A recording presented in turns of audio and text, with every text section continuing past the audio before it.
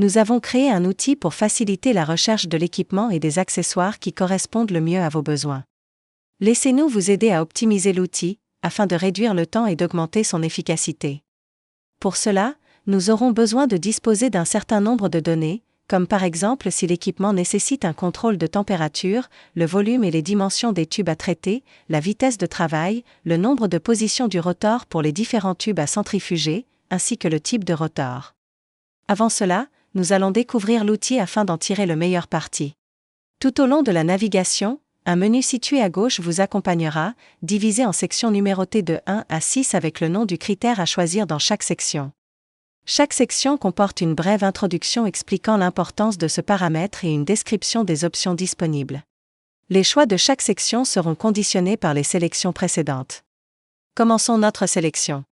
Tout d'abord, nous allons définir si l'équipement nécessite un contrôle de température.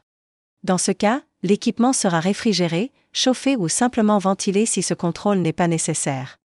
Pour en savoir plus sur les plages de température, vous pouvez consulter la section « Plus info ». Une fois ce paramètre choisi, il faudra confirmer en cliquant sur « Suivant ». Le deuxième paramètre est le type de centrifugeuse avec laquelle nous voulons travailler. Nous pouvons choisir une centrifugeuse de paillasse, qui sera installée sur une table, ou une centrifugeuse sur sol, avec son propre support. Nous poursuivrons ensuite avec le type de tube à utiliser. La classification repose sur 2 critères, le volume et les dimensions du tube. C'est principalement la dimension qui détermine la configuration de l'équipement, le volume étant secondaire. En cas de doute, il est préférable de choisir les dimensions correspondant au tube à traiter, même si le volume n'est pas exactement identique. Ensuite, différentes options de fond de tube seront proposées. Il faudra en sélectionner un. Si nous devons traiter plusieurs tubes de dimensions différentes, nous devrons revenir à cette étape pour chaque configuration nécessaire.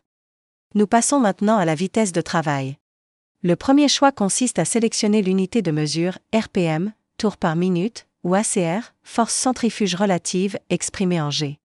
Un menu déroulant permettra ensuite de choisir la plage correspondant à notre valeur de travail. Nous définirons ensuite le numéro de tube à centrifuger simultanément. Les options proposées dépendront des choix précédents. Enfin, nous sélectionnerons le type de rotor, angulaire, libre ou indifférent. Pour en savoir plus sur l'impact de chaque type de rotor sur la centrifugation, il est possible de consulter la section « Plus info ».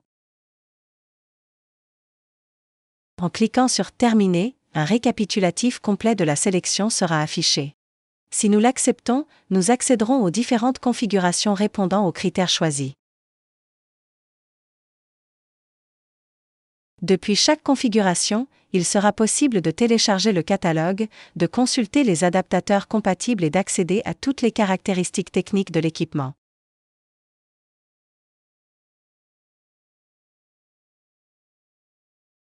Si nous devons modifier un paramètre, il ne sera pas nécessaire de reprendre le processus depuis le début.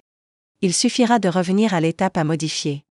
Par exemple, si nous travaillons avec plusieurs types de tubes, nous pourrons retourner à l'étape 3 et effectuer une nouvelle sélection, en conservant les paramètres précédents.